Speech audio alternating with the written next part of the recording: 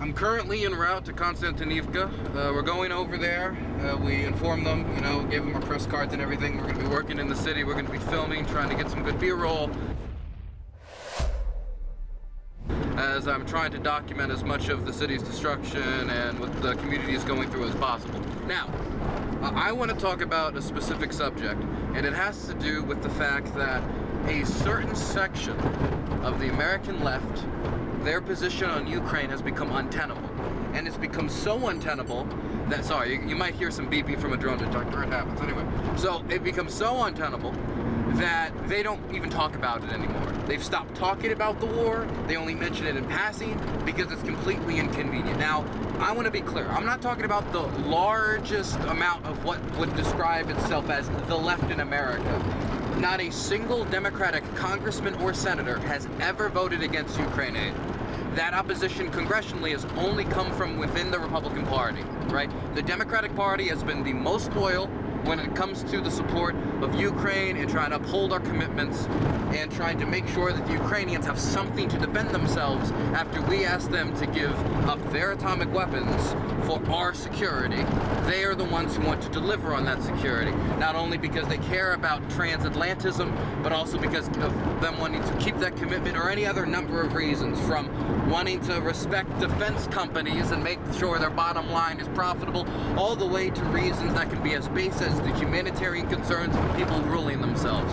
So I am not talking about AOC, I am not talking about Nancy Pelosi, I'm not talking about anyone elected. What I am talking about is a certain subject of what would be considered the hard left in the United States.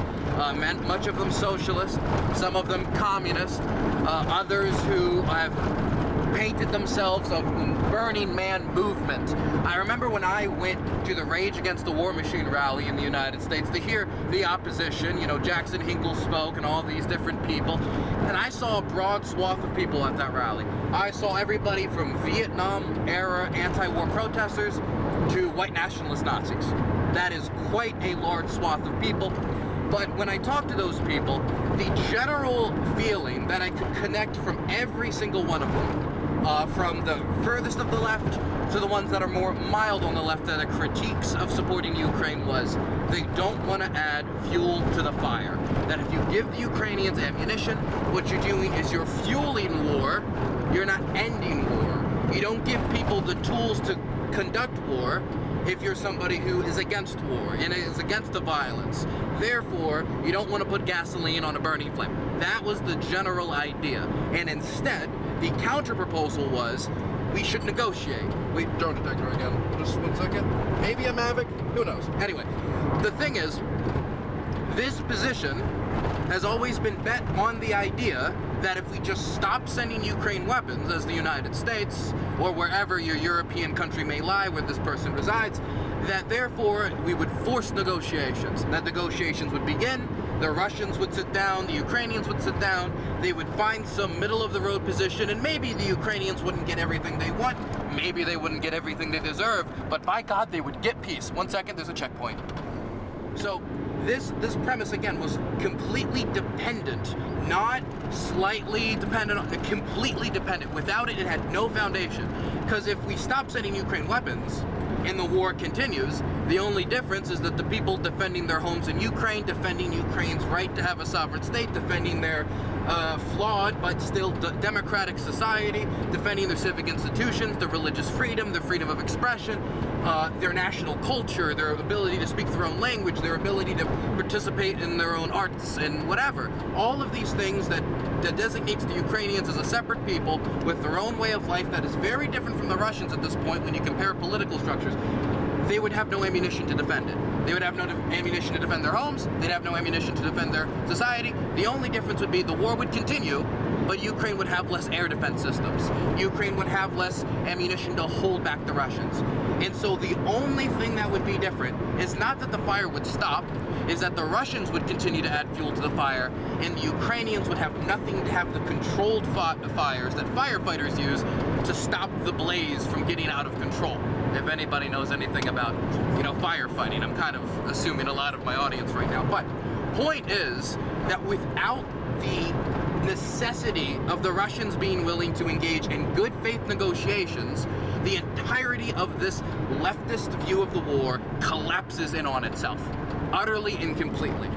And so, now that we have El Duce Donald Trump, now that we have this new government in place that is forcing negotiations, they said they would have it done before they were in office, then it was 24 hours, then it was within 100 days. Well, I'm telling you, we're on the way to Constantine.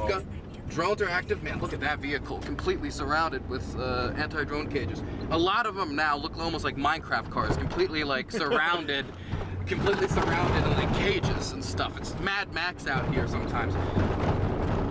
But now that this negotiation has clearly failed, and I don't know, that might be a Mavic, we don't know. Now that those negotiations have completely failed on its face, and the Russians are saying things like, the head of the Russian negotiating team said like 2 days ago, we don't really want to negotiate anymore.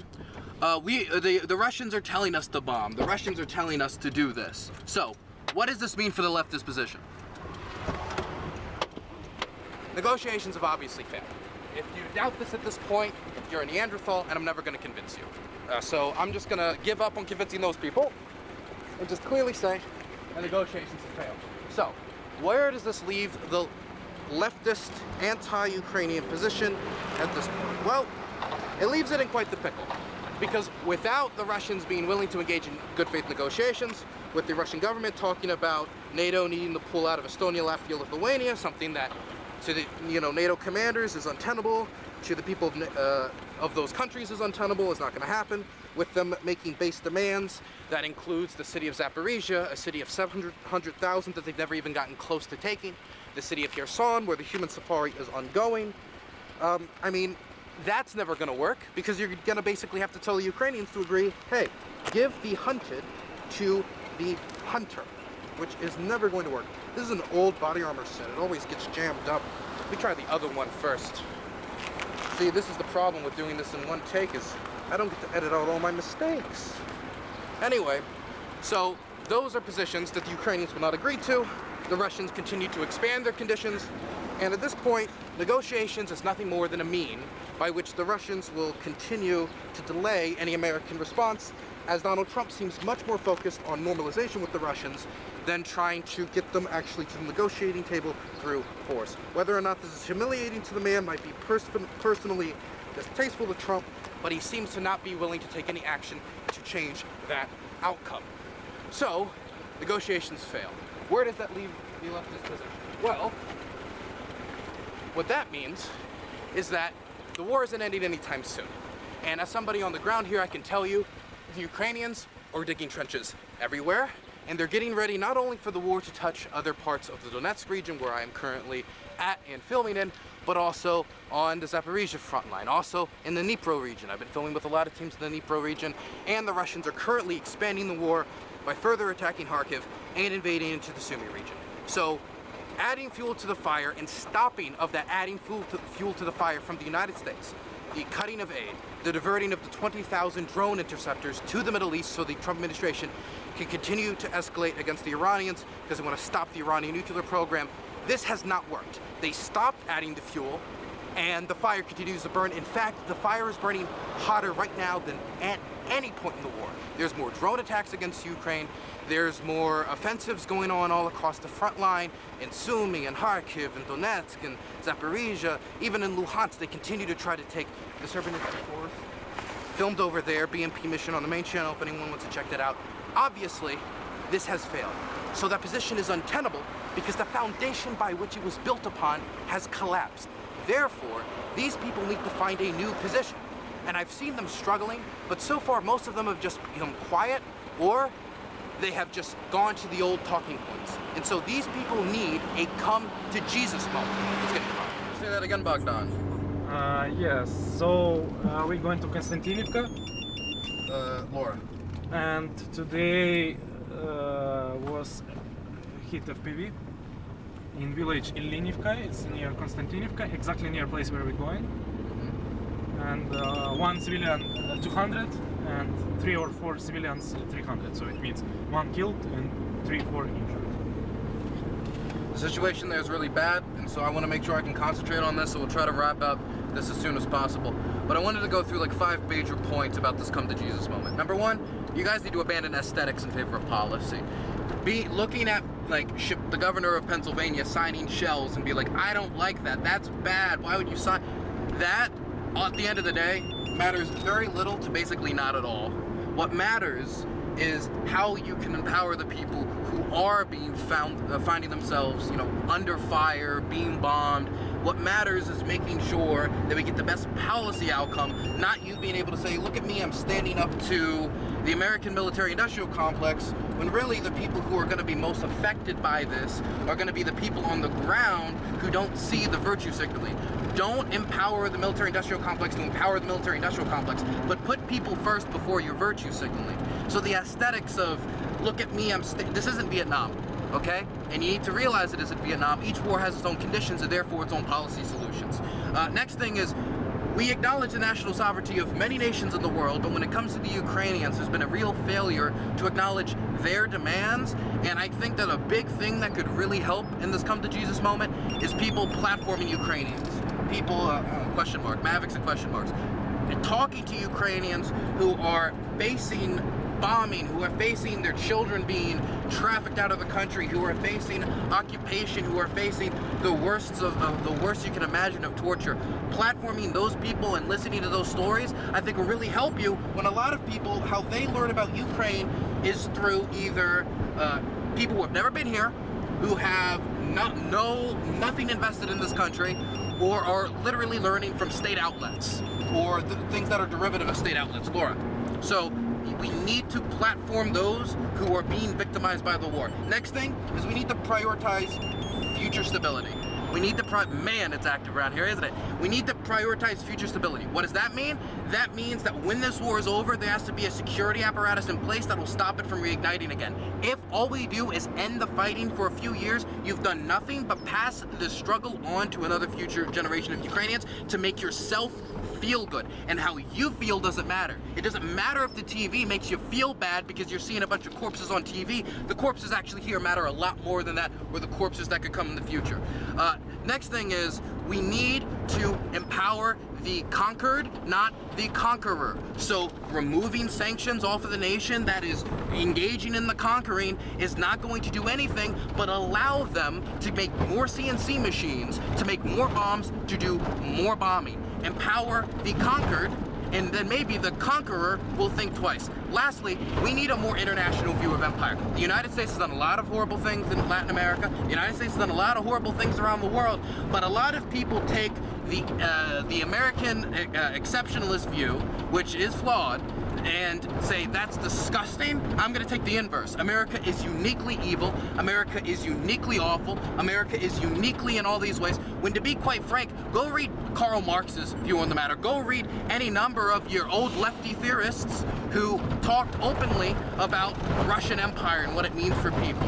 Ever since the founding of leftism, or the founding of the more labor movements, they understood, a lot of them, those who are more educated, that America is not, there's a destroyed car right there, America is not particularly evil. It has done evils, but if you take this anti-American exceptionalist, the reverse, it's uniquely evil. It's uniquely evil. What you end up doing is you end up whitewashing the crimes of other empires, and then when stuff like what's happening right here happens, you don't know how to process it because you didn't know countries outside of the United States could do that, or the United States could have any positive impact for the conquered, not the conqueror. We need a more international view of empire. If the United States disappeared tomorrow, the Russians would not stop bombing Ukraine. What they would take from that is it's going to be a lot easier to bomb them now. Once we understand that, then I think it's going to be a lot easier for us to talk to people rationally about what the actual policy solutions are for these people, who many of whom are getting hunted. At the end of the day, this isn't about you feeling good. This isn't about your aesthetics. This isn't about, stopping this horrible image on TV. This isn't even about your domestic political concerns. This is about empowering the people who are going to have to live in this country for the next decades and decades and decades. When the TV stops talking about it, the majority of Americans will stop thinking about it. Let's prioritize those on the ground instead of your aesthetics. There we go. Let's go in. Okay, that's enough.